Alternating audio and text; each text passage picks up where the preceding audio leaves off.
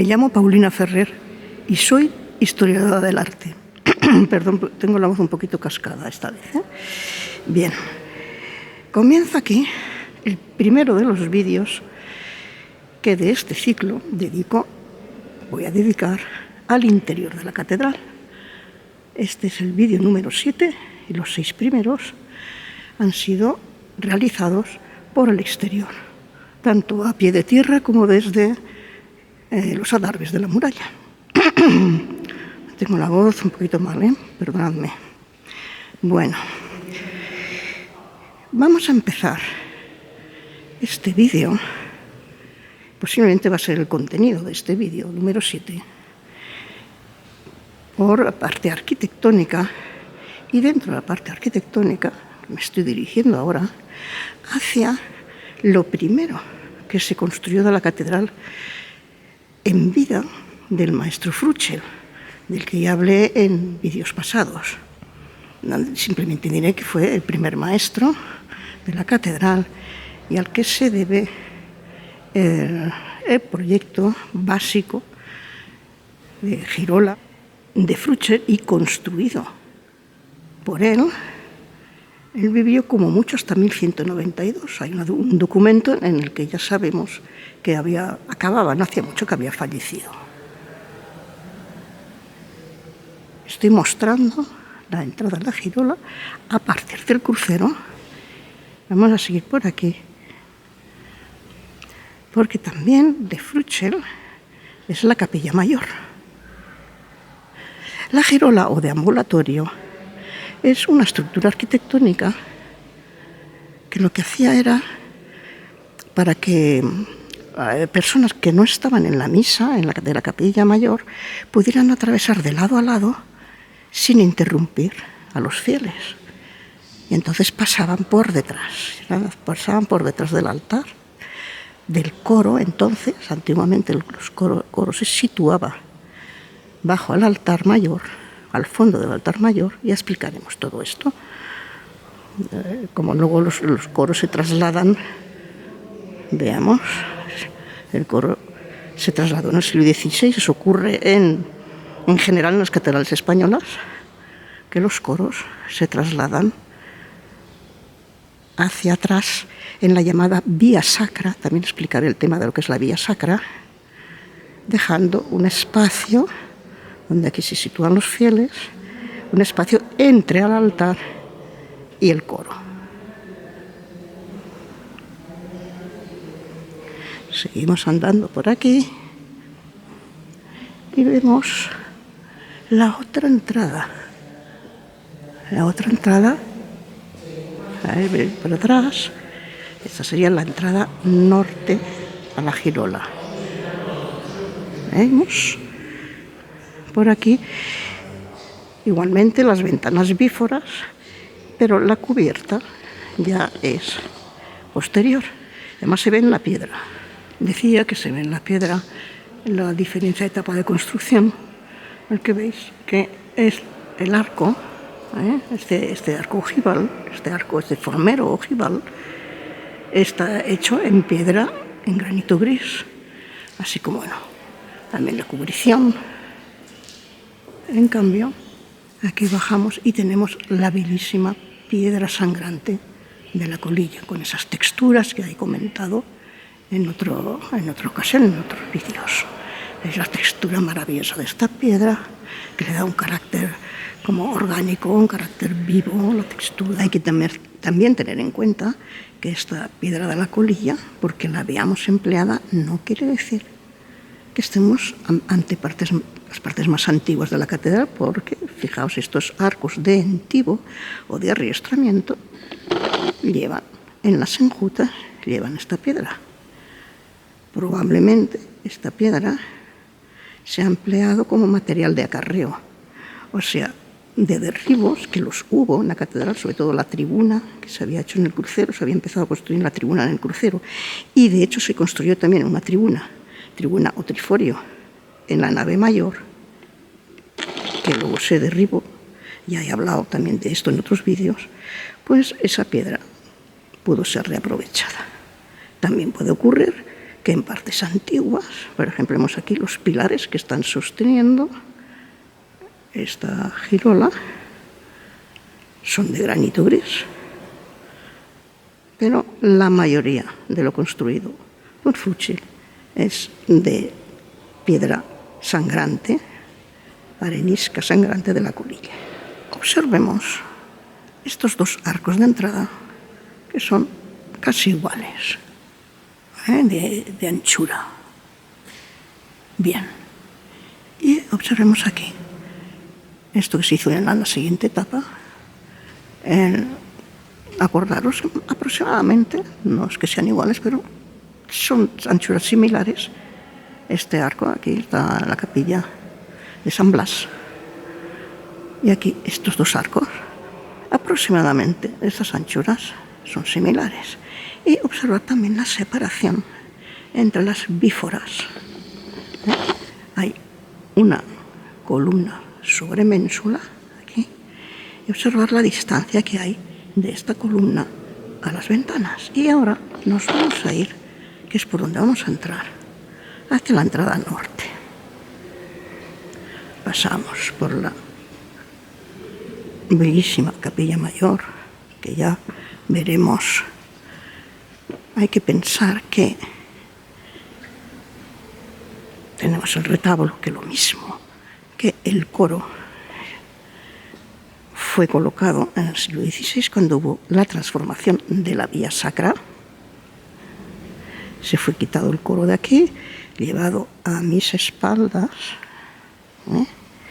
Bien, pues cuando no estaba hecha esta transformación, todo esto era diáfano, o sea, los pilares que veremos que están en el trasaltar, detrás del retablo, era diáfano, con lo cual la girola se veía claramente desde la capilla mayor, así como se ve desde los laterales. O sea que era una arquitectura mucho más diáfana. Es lo que sucedió en las catedrales españolas al colocar los coros y trascoro y los retablos, los trasaltares, pues que la arquitectura salió perdiendo en cuanto a claridad espacial, en cuanto a diafanidad. Bien, pues aquí podemos ver, si recordáis, cómo eran aquellos arcos que veíamos, pues de aproximadamente la misma anchura, ¿no? Sin embargo, aquí observamos que el arco del lado sur, o sea, hacia la izquierda, es mucho más estrecho que el arco de la derecha. Y aquí también hay una separación, y este arco, del que es la capilla de San Antolín, es mucho mayor también. Veamos que la distancia del testero del crucero hasta la articulación del pilar que lleva la capilla mayor, o sea, el brazo del crucero, viene a ser la misma. Sin embargo, hay una diferencia grande entre sus arcos, sus vanos, digamos. ¿Por qué esto? Pues porque recordar también las bíforas, las ventanales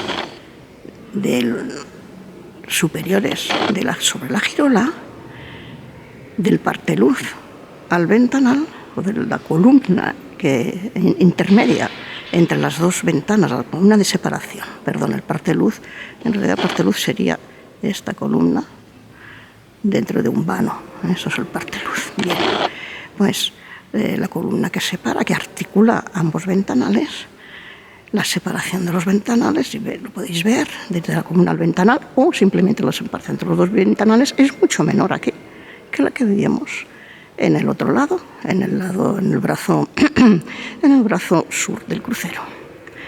¿Qué pasa? La girola queda mucho más estrecha por aquí. Bien, ya comentaba en un vídeo anterior que la catedral tuvo bastantes problemas, bastantes dificultades en su planificación, debido a que se tenía que adaptar al pie forzado de la muralla. Entonces la parte más delicada precisamente era la que atravesaba la muralla, que era precisamente la girola. Y entonces, en la construcción, de una manera u otra, ojalá os lo pudiera yo explicar esto con más conocimientos técnicos, pues hubo de cambiarse el plan y hubo de hacerse más estrecha por un lado, o digamos más ancha o más estrecha por un lado que por otro. Y aquí se quedó en esa estrechez. Y vamos a ver también, vamos a entrar y vamos a ver también la dificultad en el abovedamiento. Las fechas de construcción de la girola está en los comienzos de la catedral, de la construcción de la catedral. Se fechan aproximadamente entre 1160 y 1185. Se trata de una girola de doble nave, con unas columnas cilíndricas muy esbeltas que dividen las dos naves.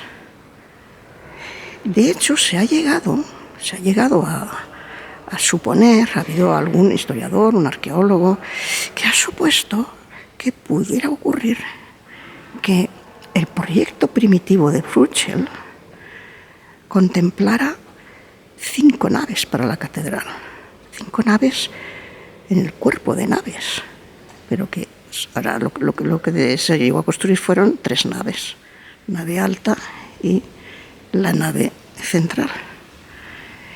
Sin embargo, se ha pensado, como digo, que se hubiera podido ser, que hubiera habido un proyecto del mismo Fruchel en que se contemplaran 2 naves por cada lado, continuando las medidas, digamos, de las naves de la girola.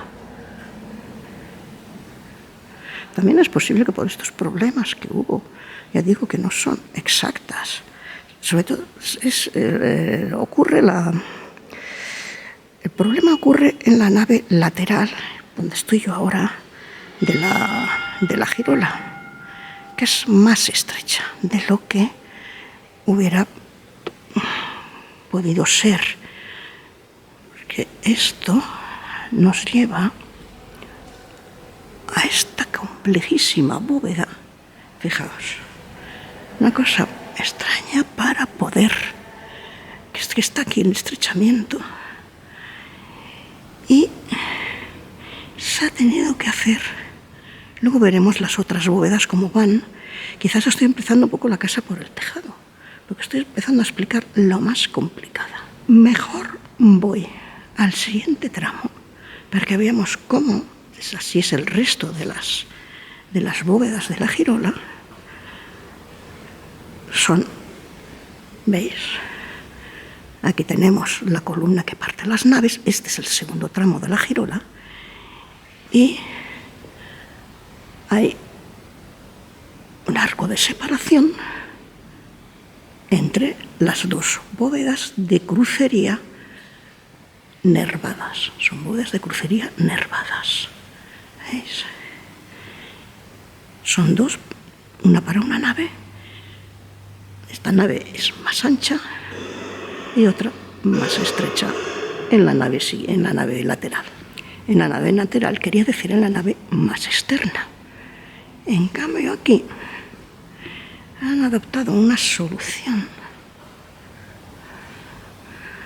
como de desembarco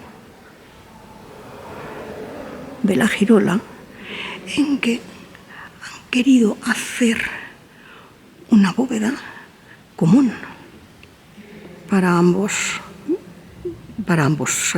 naves, ¿no? Vemos la simetría que fijaos, claro, se me marcamos el eje de simetría que nos lo está marcando este nervio central, que es el que tendría que caer sobre la columna. Como la columna está desviada, pues han tenido que hacer esta complejidad de poniendo las 2 bóvedas de crucería. Esta sería una y esta sería la otra, pero luego han aunado como un tercelete, ¿no? Digamos, este tercelete que aúna los dos arcos. Por ello se ve la bóveda de esta manera. Las bóvedas de crucería en realidad son cruces de bóvedas de cañón separadas por aristas, y estas aristas están marcadas por nervio. Por ejemplo, si vemos en este tercelete la bóveda de cañón, fijaos que la piedra, los sillares están marcando la dirección. Un cañón en realidad es un cilindro, entonces es una parte de cañón o de caña, las cañas tienen forma cilíndrica. Y entonces los sillares se disponen transversalmente y las hiladas de los sillares están marcando la dirección de la bóveda del cañón, de la bóveda o la caña de la bóveda. Fijaos cómo según las direcciones van variando, por eso se llaman bóvedas de crucería, porque son cruces de formas de caña o cañón. ¿Veis? Esto se puede uno entretener viéndolo al natural, pero vamos a seguir con esto, pero fíjate lo que han hecho, completar en una sola bóveda, resumir en una sola bóveda lo que serían dos bóvedas, sencillamente, no es tan sencillo, pero suprimiendo desde la clave, o añadiendo una clave en lo que sería la clave del arco que uniría las dos bóvedas, y dejando esto en vacío, constituyendo un tercelete entre ambas bóvedas. Bueno, pasando ya a otra cuestión, digamos que la girola se compone de 9 tramos. 2 tramos a cada uno de los lados de la zona recta y otros 5 en su zona curva. La zona curva empezaría aquí, a partir del segundo tramo. A partir de aquí vamos hacia la zona curva. Y esto es por donde atravesamos la muralla y entra lo que hemos visto en otros vídeos, el ábside fortificado o el cimorro. Ahora mismo estaríamos entrando dentro. Aquí estaría la separación. Estos pilares, este pilar marcaría la separación entre la zona recta, el cuerpo, digamos, básico de la catedral, y su ábside, su gran ábside fortificado. Estaríamos entrando en su interior. Bien, he de decir antes que a cada tramo corresponde a una capilla. Me he vuelto hacia el primer tramo para mostraros también cómo están abovedados. Esta sería la capilla actualmente de San Rafael. Luego las capillas han cambiado las advocaciones, otras no. Bien, pues observamos a partir de su arco, el arco toral, el arco dentro de la capilla, observamos 2 nervios que parten de su clave e irradian hacia el fondo, y en este caso se crean 3 a modo de lunetos, porque la bóveda es bóveda de crucería, y en los lunetos que forman lleva sus arcos formeros, como vemos aquí, quedando el ángulo en el que hay una pequeña, una saetera. Esa es otra cuestión. El templo fortificado no podía tener grandes vanos y son saeteras lo que tienen las capillas, que luego posteriormente se agrandan estos vanos. Los vanos importantes se abrían en partes altas, y de todas maneras Aquí vemos, lo vemos ahora con vidrieras, pero estos vanos en realidad estaban cubiertos, puesto que había una tribuna, la cual tenía sus propios ventanales de iluminación, claro, pero siempre iban en alto, en una zona fortificada, no podían construirse en bajo. Todos los que veamos, cuando veamos vanos abiertos en bajo, son abiertos posteriormente. Ya digo que lo único que tenían eran pequeñas saeteras abocinadas, aún quedan unas pocas, como esta que hemos visto ahora. El siguiente tramo, pues, conserva la estructura, como vemos aquí. Aquí habría un absidiolo, las capillas iban dentro de absidiolos. Los absidiolos son pequeños ábsides que se adaptan, irradian del ábside mayor, a modo de hojas de margarita. Aquí pues vemos que en este absidiolo lo único que hace es que da entrada a una capilla. Hubo en su tiempo una capilla, por supuesto, pero luego se construyó la capilla de los Velada, de la que he hablado cuando hemos visto el exterior. Actualmente Capilla del Sagrado Corazón, además es el sagrario de la catedral.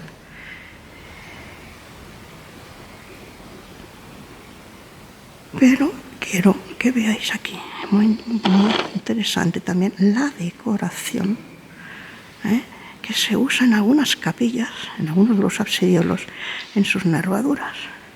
Ese tipo de decoración también se pueden ver en algunos pequeños elementos de las bíforas o de los ventanales de la capilla mayor.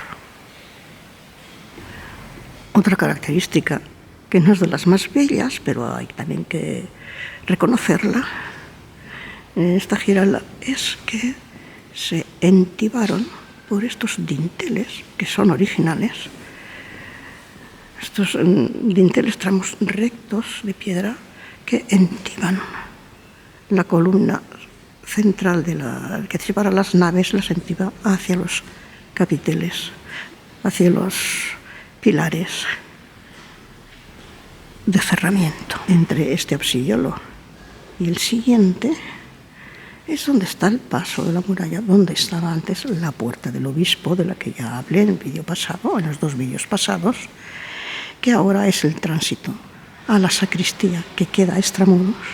Aquí ya estaríamos pasando a extramuros. Es el paso como he dicho, la puerta del obispo, que se transformó en el paso a la sacristía de la capilla de los Velada. Aquí tenemos ya el primero de los absidiolos del tramo curvo. La característica, la diferencia con los del tramo recto, es que teniendo las mismas nervaduras radiales a partir de la clave del arco toral, sin embargo, observad, ya no hay lunetos, puesto que ya no es bóveda de crucería, sino que es una bóveda de horno. O sea, bóveda única en cuarto de esfera. Fijaos cómo las hiladas de los sillares siguen un camino recto, quiero decir, señalando, digamos, la base, no paralelo a la base, al arco de la base, al arco de cuarto de círculo, aproximadamente cuarto de círculo, quizá un poco menos, perdón, cuarto de círculo no, medio círculo, es cuarto de esfera, pero es mitad de círculo. Y este vano que vemos aquí da ya al cimorro. Fijaos en la anchura del muro, es el muro fortificado del cimorro. En realidad, en la época que se construyó esto no sería tan ancho, esto se ha abierto, se abriría posteriormente, cuando vimos la segunda etapa de la fortificación del cimorro, incluso posterior a esa etapa, que se abrieron los ventanales en el cimorro más amplios que unas sencillas saeteras, que unas estrechitas saeteras, cuando ya va perdiendo el interés militar. La fortificación va perdiendo, a partir del siglo XVI pierde el interés militar, y entonces ya es posterior incluso a la etapa de la fortificación más potente que se hizo en el siglo anterior, en el siglo XV. Estos ya son ventanales abiertos ya aún con posterioridad a esa última etapa de la fortificación. Observemos también cómo al pasar al lado curvo, las bóvedas tienen que abrir. Tienen que ser, los lados son divergentes. Entonces se forman bóvedas trapezoidales, ¿veis? Van hacia el centro, porque estamos ya siguiendo una curvatura. Hacia el centro se estrechan y se expanden hacia el exterior. Entonces son ya bóvedas de crucería trapezoidales, no rectangulares como las que vemos de los tramos rectos. Así como vemos estos arcos con sus pilares diáfanos hacia la capilla mayor, observamos cómo el trasaltar que se hace en el siglo XVI ocupa. Es una magnífica obra de Vasco de la Zarza, escultor Vasco de la Zarza del siglo XVI, pero lo que hace es que quita la diafanidad arquitectónica que esto tenía anteriormente a ser colocado, retablo, trasaltar, luego el coro para hacia poniente, en fin, el caso que, como digo, hay una pérdida de diafanidad arquitectónica. Por otra parte, las columnas que centran que dividen el paso dividen las dos naves. Son unos capiteles sencillísimos, troncocónicos, muy simples. A veces lo que se hacía en este tipo de capiteles se construían de esta manera, y lo sé, para facilitar el modelado, a ver, esto no te estorba esta luz aquí, para facilitar el modelado, pues los relieves que aparecían eran coberturas de yeso, no eran de piedra. Así hay bastantes. También decir que este tipo de deambulatorio en doble nave, con estas columnas esbeltas entre ellas, hay un modelo, se ha tomado como modelo se ha supuesto como modelo de esta girola en Saint-Denis, en la Basílica de Saint-Denis, en Francia, en París. Creo que son de 7 tramos, este es de 9, pero ese doble deambulatorio o girola de doble nave con este tipo de columnas separando las naves. Observamos desde aquí también, fijaos, la diferencia, sobre todo vista muy bien en los arcos, la diferencia de estrechez de una nave y otra, que luego veremos al desembarcar por el otro lado. Se igualan, acaban igualándose de esta tercera capilla.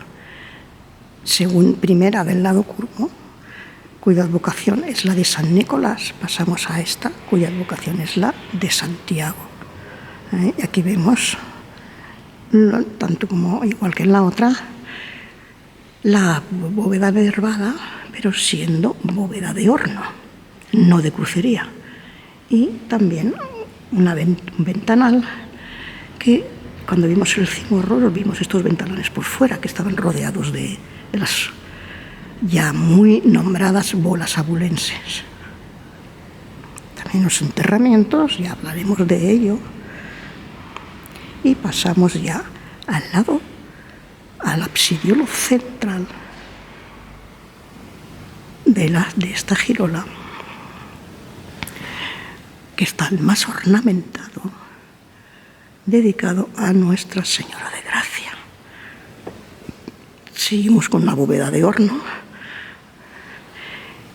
y se destaca que es el centro de la girola. Estamos en el centro, a nuestra espalda estaría el altar mayor, y volvemos a ver esta decoración, que ya la vimos en la primera capilla, en sus nervaduras, pero esta vez es en el mismo techo de la nave de la girola.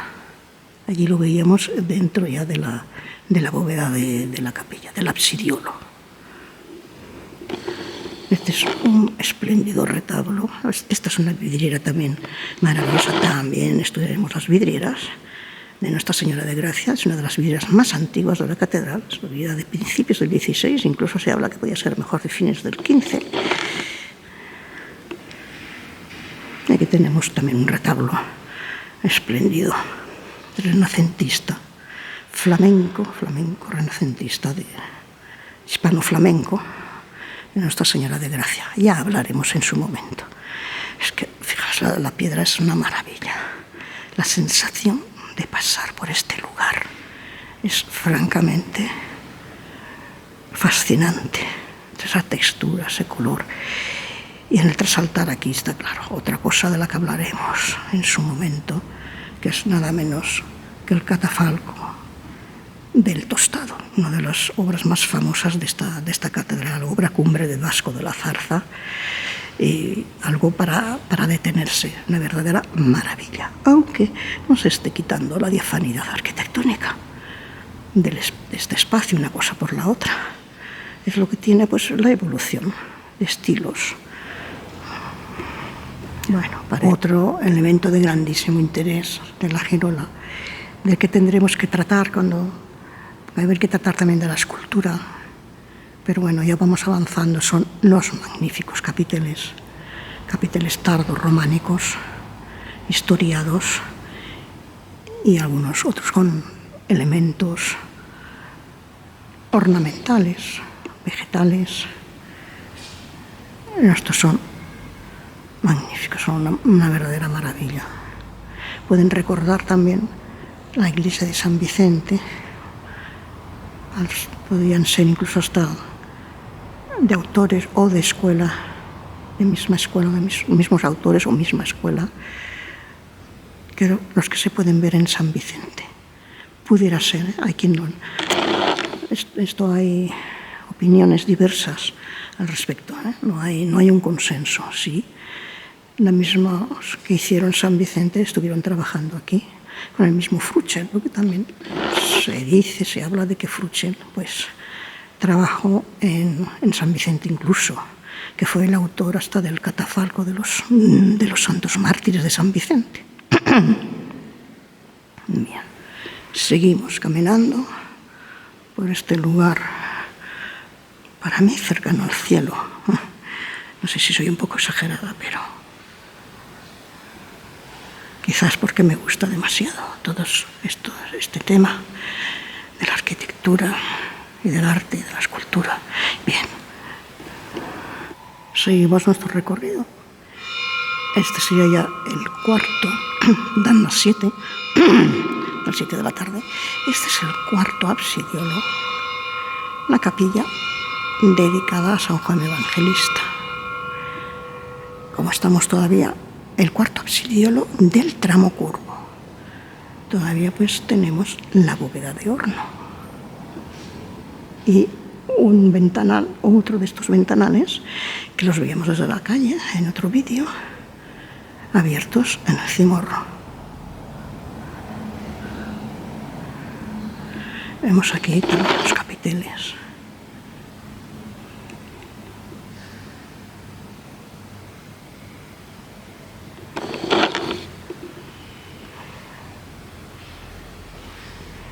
Y aquí, por la capilla de San Esteban, que es el último de los absidiolos, que iremos ya terminando el lado curvo de la girola, y por aquí ya iríamos entrando de nuevo a intramuros.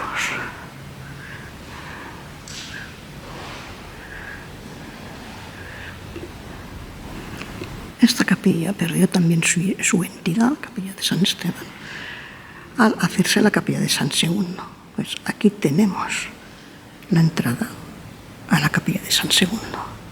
La capilla barroca, que ya, herreriana, lo que pasa es que tiene unos elementos barrocos muy importantes, como veremos cuando entremos en esa capilla, que se entra desde la calle.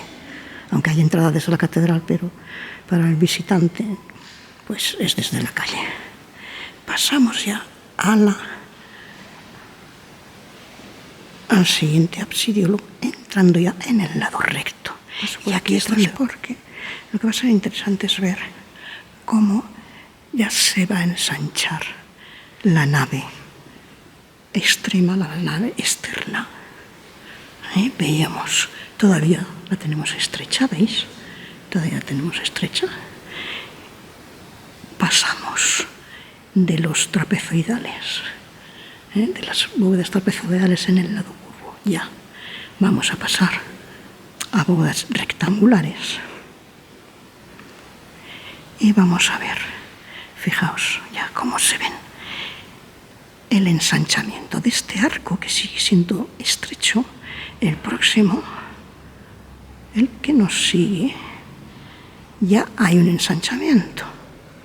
Creo que se puede observar, sobre todo por la comparación con el de la nave más hacia el centro, la nave, digamos, interna. Mirad aquí, qué gran diferencia de la nave interna a la externa. Y como aquí, a ver, ya está más igualada, y al fondo de todo en el desembarco están prácticamente iguales. Es una cosa hecha con sutilidad, pero porque fijaos que en las bóvedas casi no se nota, aunque ya va divergiendo, uno de los lados va divergiendo hasta abrirse en una anchura similar. Bien, esta es la capilla de la Asunción, en la que ya volvemos a tener la bóveda, por supuesto, con los mismos nervios a partir de la clave del arco toral, pero volvemos a tener ya la crucería y los lunetos. Fijaos la diferencia, la podemos ver aquí, de lo que es la bóveda de horno. Sobre todo podemos ver las impostas, que es donde arranca el arco. Acaban las columnas, acaba el arco. Podemos ver lo que es la plementería o la sillería de la bóveda. Claro, se nota menos porque es la piedra esta sangrante que tiene su propia textura. Pero fijaos, cómo las hiladas son paralelas a la base, a la imposta. La imposta es donde arranca los arcos y la bóveda. Aquí se ve mejor. ¿Veis? Bien, pues ahora pasamos a esta bóveda, a esta capilla de la Asunción, y vemos la diferencia. Eso es interesante, pues, para quien quiera, tenga curiosidad por la construcción, por la arquitectura. ¿Veis? Las bóvedas, cómo cambia la bóveda. ¿Veis cómo hace como una especie de paraguas? Que son los arcos formeros que se forman en los lunetos. Ya no son así, ya son bóvedas, pequeñas bóvedas, acañonadas, que se interceptan por las nervaduras. Y lo otro es una obra continua. La bóveda de horno es una bóveda continua, y estos son 3 bóvedas que se cruzan, que se intersectan. Y por último vamos a desembarcar por la capilla de San Juan. Se construyó esta portada tardogótica flamígera que da a las dependencias capitulares, sacristía, antesacristía, sala capitular.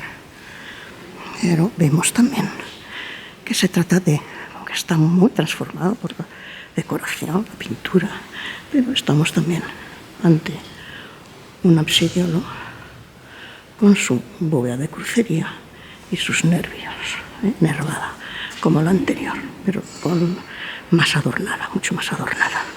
Y aquí tenemos, decía, el desembarco, ya con las naves prácticamente igualadas en su anchura. Ahora, cuando salgo, voy a girar para que veamos cómo ver, quiero ver cómo si se puede observar cómo divergen. Desde aquí, que es más ancho. Fijaos en los arcos formeros, que son los laterales de la bóveda. Como que ya pierde anchura. Hay una convergencia y hacia el fondo más. Y a partir de ahí ya se mantiene esa diferencia entre la anchura de las naves. ¿Veis? La extrema a la de nuestra derecha, bastante más estrecha, hasta llegar y a desembarcar por el lado norte. Aquí estamos en el desembarco sur. Y aquí casi prácticamente igualadas.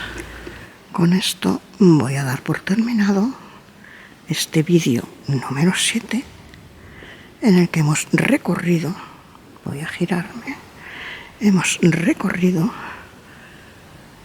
la girola, la maravillosa obra del arquitecto Fruchel,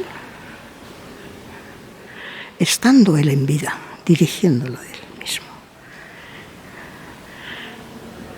Vemos muy bien, voy a echarme para acá, para que veamos el desembarco desde aquí ya. Y vemos la fachada dando al crucero, y como esas ventanas que veíamos antes tan juntas, ahora están perfectamente separadas.